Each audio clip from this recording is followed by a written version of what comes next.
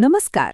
ચાલો આજે એક એવી અદૃશ્ય ટેકનોલોજીની દુનિયામાં જઈએ જે આપણી રોજિંદી જિંદગીને ચલાવે છે અને ઘણીવાર તો આપણને એની ખબર પણ નથી હોતી. તૈયાર છો આ દુનિયામાં ઊંડા ઉતરવા માટે? જરા વિચારો, આ ત્રણેય વસ્તુઓ કેટલી અલગ છે નહીં? એક કારની સેફટી સિસ્ટમ છે, બીજું હાથ પર પહેરવાનું ગેજેટ છે અને ત્રીજો તાવ માપવાનું સાધન. આ બધામાં કંઈ કોમન કેવી રીતે હોઈ શકે? આ સવાલનો જવાબ જ આજના વિશ્લેષણનો સાર છે. અને જવાબ છે એમ્બેડેડ સિસ્ટમ્સ. હા, આ એક જ શબ્દ છે જે આજના સમયમાં આપણી આસપાસની લગભગ દરેક સ્માર્ટ વસ્તુના દિલમાં ધબકે છે. તો આ એમ્બેડેડ સિસ્ટમ આખિર છે શું? એકદમ સરળ શબ્દોમાં કહીએ તો એ એક એવું કમ્પ્યુટર છે જેને ફક્ત એક જ કામ સોંપવામાં આવ્યું છે. એ બીજું કંઈ જ નથી કરતું, પણ જે કામ એને સોંપ્યું છે એ કામ એ એકદમ પરફેક્ટ રીતે કરે છે. આ વિષયને વધુ સારી રીતે સમજવા માટે આપણે એક મજેદાર રસ્તો અપનાવીશું. આપણે ગુજરાતની એક ટેકનિકલ ક્વિઝના કેટલાક સવાલો જોઈશું અને એ સવાલોના જવાબ શોધતા શોધતા આપણે એમ્બેડેડ સિસ્ટમ્સના એક પછી એક રહસ્યોને ખોલતા જઈશું. તો ચાલો શરૂઆત કરીએ. સૌથી પહેલાં એ સમજીએ કે આ સિસ્ટમ્સને શું ખાસ બનાવે છે. એવી તો કઈ લાક્ષણિકતાઓ છે જેને આપણા સામાન્ય કમ્પ્યુટર કરતાં અલગ પાડે છે? તો આપણો પહેલો સવાલ સીધો જ મુદ્દા પર આવે છે. આ સિસ્ટમનું સૌથી મુખ્ય, સૌથી વ્યાખ્યાયિત લક્ષણ કયું છે?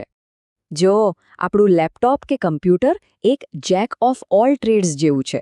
એના પર આપણે ગેમ્સ રમી શકીએ, મૂવીઝ જોઈ શકીએ, કામ કરી શકીએ. પણ એમ્બેડેડ સિસ્ટમ એવી નથી. એ એક સ્પેશિયાલિસ્ટ છે, એક નિષ્ણાત. એ ફક્ત પોતાના એક જ કામ પર ધ્યાન કેન્દ્રિત કરે છે.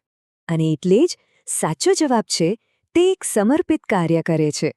એનું આ જ ફોકસ, આ જ એકાગ્રતા એને ખૂબ જ કાર્યક્ષમ અને ભરોસાપાત્ર બનાવે છે. ચાલો હવે એની બીજી એક ખૂબ જ મહત્વની લાક્ષણિકતા જોઈએ. આ સિસ્ટમ્સ ઓછી વીજળી વાપરે એ રીતે કેમ બનાવવામાં આવે છે? આની પાછળનું કારણ શું હોઈ શકે? વિચારો, આપણી સ્માર્ટ વોચ, ફિટનેસ બેન્ડ કે પછી કોઈ મેડિકલ ડિવાઇસ, આ બધું બેટરી પર ચાલે છે. જો એ બહુ પાવર ખાતું હોય તો એને વારંવાર ચાર્જ કરવું પડે, જે બહુ અસુવિધાજનક છે. એટલે જ આ સિસ્ટમ્સ માટે પાવર બચાવવો સૌથી વધુ જરૂરી છે. તો અહીં સાચો જવાબ એકદમ સ્પષ્ટ છે. પોર્ટેબિલિટી. એટલે કે એને સરળતાથી ગમે ત્યાં લઈ જઈ શકાય અને તે બેટરી પર લાંબો સમય ચાલી શકે. આ બંને માટે ઓછો પાવર વપરાશ ખૂબ જ જરૂરી છે. અત્યાર સુધી આપણે એની બહારની લાક્ષણિકતાઓ જોઈ. હવે ચાલો થોડું અંદર જઈએ. જોઈએ કે આ નાનકડા મશીનોની અંદર આખરે હોય છે શું? અહીં એક એવો સવાલ છે જ્યાં ઘણા લોકો ગૂંચવાઈ જાય છે. માઇક્રોકન્ટ્રોલર અને માઇક્રોપ્રોસેસર. બંને શબ્દો લગભગ સરખા લાગે છે, પણ એમના કામમાં જમીન આસમાનનો ફરક છે. ચાલો આ તફાવતને સમજીએ. આ તફાવતને આ રીતે સમજી શકાય. માઇક્રોપ્રોસેસરને તમે એકલું મગજ સમજી શકો, જેમ કે આપણા કમ્પ્યુટરનું સીપીયુ. એને કામ કરવા માટે મેમરી, રેમ અને બીજા ભાગો બહારથી જોડવા પડે છે. જ્યારે માઇક્રોકન્ટ્રોલર એક સંપૂર્ણ શરીર જેવું છે. એની અંદર મગજ એટલે કે સીપીયુ, મેમરી અને બીજા જરૂરી ભાગો બધું જ એક જ ચિપમાં સમાયેલું હોય છે. આમ સાચો જવાબ એ છે કે માઇક્રોકન્ટ્રોલર એક સંપૂર્ણ સિસ્ટમ ઓન ચિપ છે, બધું જ એક જગ્યાએ. અને એમ્બેડેડ સિસ્ટમ્સ માટે આ એકદમ perfect all in one solution છે. હવે એ જાણવું પણ રસપ્રદ છે કે બધી એમ્બેડેડ સિસ્ટમ્સ એક સરખી નથી હોતી. જેવું કામ એવી સિસ્ટમ. એમના કામના પ્રકાર પ્રમાણે એમના અલગ અલગ પ્રકારો હોય છે. ચાલો એક એવું ઉદાહરણ લઈએ જે આપણી સુરક્ષા સાથે સીધું જોડાયેલું છે. કારની એન્ટી લોક બ્રેકિંગ સિસ્ટમ એટલે કે ABS. આ કયા પ્રકારની એમ્બેડેડ સિસ્ટમ ગણાય? આને કહેવાય છે હાર્ડ રિયલ ટાઈમ સિસ્ટમ. અહીં રિયલ ટાઈમનો મતલબ છે કે કામ ફક્ત સાચું થવું જ જરૂરી નથી, પણ એ એકદમ ચોક્કસ સમયે થવું પણ એટલું જ જરૂરી છે. બ્રેક લગાવવામાં 1 સેકન્ડનો પણ વિલંબ એ માત્ર ભૂલ નથી, એક દુર્ઘટના બની શકે છે. અહીં સમય ચૂકવવો એ કોઈ વિકલ્પ જ નથી.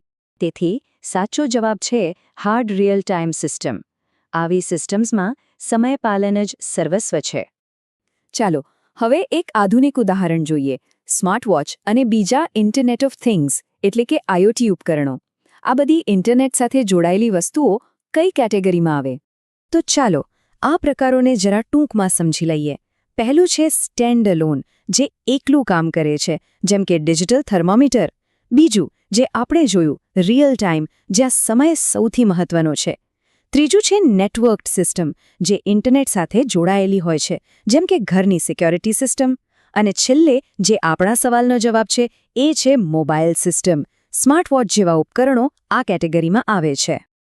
તો આપણે ક્વિઝના સવાલો ઉકેલીને એમ્બેડેડ સિસ્ટમ્સના મુખ્ય સિદ્ધાંતો તો સમજી લીધા, પણ આ બધી ટેકનિકલ વાતોનો આપણા રોજિંદા જીવનમાં શું અર્થ છે? ચાલો જોઈએ કે આ ટેકનોલોજી ખરેખર આપણી કેટલી નજીક છે. આ ખરેખર અદ્ભુત છે. સવારે આપણને ઉઠાડનાર અલાર્મ ક્લોકથી લઈને મુસાફરી વખતે આપણી કારના એન્જિનને કંટ્રોલ કરતી સિસ્ટમ, ઓફિસના પ્રિન્ટરથી માંડીને સાંજે મનોરંજન માટેના સ્માર્ટ ટીવી સુધી, આપણે આ છુપાયેલા કમ્પ્યુટર્સથી સતત ઘેરાયેલા છીએ.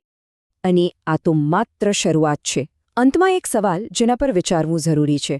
જેમ જેમ અબજો વધુને વધુ ડિવાઇસ સ્માર્ટ અને કનેક્ટેડ બનતા જશે, ત્યારે આ છુપાયેલા કમ્પ્યુટર્સની અદૃશ્ય સેના આપણા ભવિષ્યને, આપણા સમાજને અને આપણી દુનિયાને કેવી રીતે બદલી નાખશે, આના પર વિચારતા રહેજો.